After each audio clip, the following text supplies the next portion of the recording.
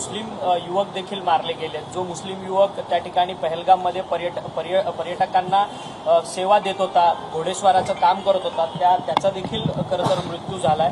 परंतु सातत्यानं काही लोकांकडून आरोप केला जातोय की हिंदू आणि मुसलमान असा भेद विचारूनच गोळ्या घातल्या गेलेल्या होत्या म्हणून लाल चौकात देखील काल आंदोलनं झाली काश्मीर श्रीनगरच्या। त्या श्रीनगरच्या चौकात देखील मुस्लिम समाजाच्या तिथच्या स्थानिक नागरिकांनी सांगितलं की आम्ही देखील हिंदू बांधवांच्या पाठीशी खांदा लावून उभे आहोत, त्यांना कोणती जर अडचण झाली तर आम्ही समोर जाऊ, अशी देखील निदर्शनं आंदोलनं त्या ठिकाणी। काल आपल्या काश्मीरच्या मुसलमानांनी, काश्मीर रहिवाशांनी माणुसकीचं दर्शन दाखवलं। आम्हाला तेच म्हणायचंय, ते काश्मीरमध्ये आहेत, काश्मीरी मुसलमान आहेत, त्यांचा द्वेष करू नका।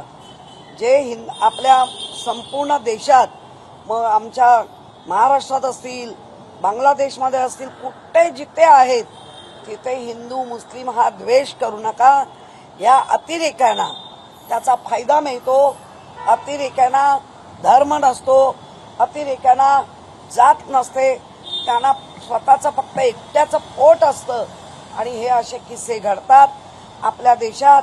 या गेल्या 10 वर्षात हिंदू मुस्लिम हे खूप करण्यात येतंय आणि त्याचे परिणाम आता हळूहळू असे आपल्याला भोगायला मिळत आहे।